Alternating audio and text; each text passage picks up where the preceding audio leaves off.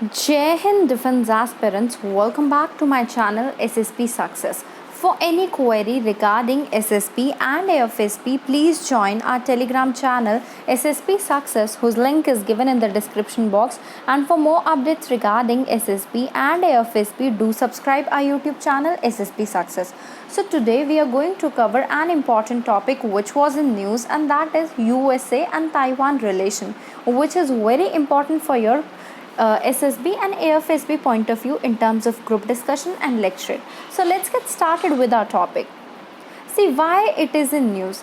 देखो quad summit के ahead जो कि जापान में होने वाला था, यूएस प्रेसिडेंट ने एक कंट्रोवर्शियल स्टेटमेंट की और बोला, एक एफर्मेटिव रिप्लाई दिया in a response to a question with regard to providing military aid to Taiwan in case of China invasion. इस वजह से क्वेश्चन रेज हुए about whether the USA is shifting from its long-standing policy of strategic ambiguity over Taiwan to that of strategic clarity. देखो quad grouping में India, USA, Australia and Japan आते हैं. आप जो है ताइवान की लोकेशन मैप में देख सकते हो. क्या है ताइवान का इशू? चाइना ताइवान के रिलेशन की बात कर लेते हैं.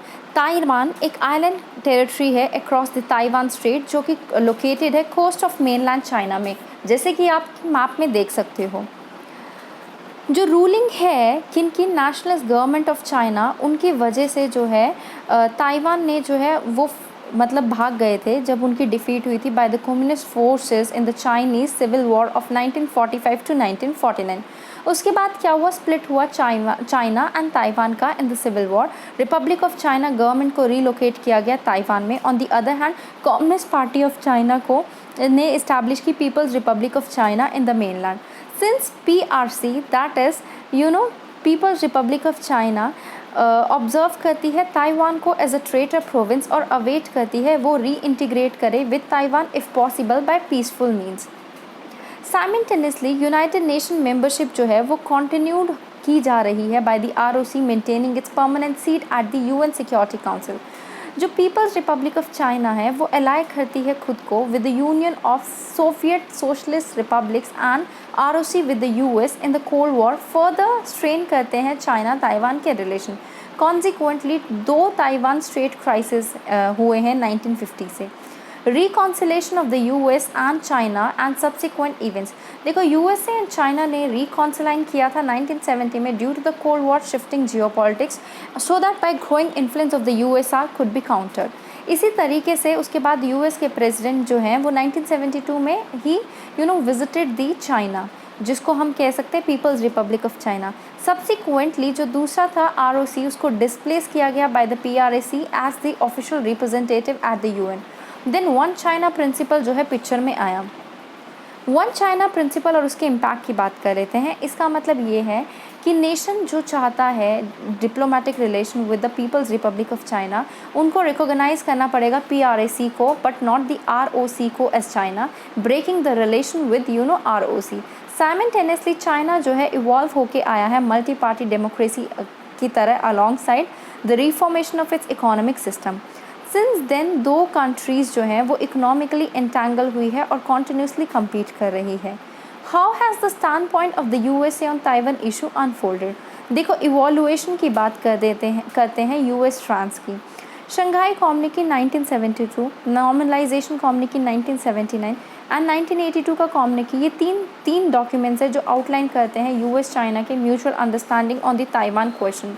As per the 1979 communique, USA accept करता है वन चाइना प्रिंसिपल को, कंसिडर करता है ताइवान को a part of China. However USA ने जो है अनऑफिशियल रिलेशन बनाने शुरू किए ताइवान के साथ in the name of people of both the nation. 1982 के कम्युनिक्यू में चाइना ने एक्सप्रेस किया अपने concern over the likelihood of continued supply of arms by the USA to Taiwan as per the provision of Taiwan relation act 1979. इसी तरीके से US ने balance किया अपना recognition of PRC along with the concerns of Taiwan. Impact on Taiwan की बात कर लेते हैं. देखो ताइवान में डेमोक्रेटिक रिपब्लिक पीपल्स पार्टी है जो कि मोस्ट पावरफुल पॉलिटिकल फोर्स है इन ताइवान, जो कि केटर कर रही है प्रो इंडिपेंडेंस कॉन्स्टिट्यूंसी को इन ताइवान। ये जो डेमोक्रेटिक पीपल्स पार्टी है वो एक्सपैंड करना चाहती है अपने economic relations away from the China. China consider करता है ताइवान को as a territory with high geopolitical significance because वो सेंट्रली लोकेटेड है first island chain between Japan and South China Sea में। थ्रू आउट इस region में military outpost है USA की जो कि फैली हुई है। देयरफॉर ये सिग्निफिकेंट ब्रेक थ्रू है for China in case it takes Taiwan control. But जो चांसेस है पीसफुल रीयूनिफिकेशन के वो काफ़ी कम है और जो टेंशन है वो इस पैरेलली हो सकती है और बढ़ सकती है रशिया यूक्रेन कॉन्फ्लिक्ट के साथ साथ। Now what could be the way forward to this? See consider करें अगर हम चाइना के वेयरिंग पेशेंस और ताइवान के इंक्रीजिंगली प्रो इंडिपेंडेंस लैंड को, तो एक स्ट्रॉन्ग मैसेज जा रहा है एडवर्सरी को और जो काफ़ी इसेंशियल है in the backdrop of Russia Ukraine conflict. और ये जो है इस पॉइंट पर पहुंचा जा सकता है कि स्ट्रैटेजिक एम्बिग्विटी जो है वो अपना रेलेवेंस लूज़ कर रही है। हावेवर दूसरा प्लॉसिबल इंटरप्शन ये है कि एक ये मैसेज एम किया जा सकता है जिससे यूएसए जो है बेसिकली मतलब चाइना का गेम प्लान को टेस्ट करे जो इंडो पैसिफिक के लिए है। So guys, that was all. I hope you liked the video. If you like it, do like it, share it and subscribe our YouTube channel SSP Success. Thank you guys. Bye bye. Take care.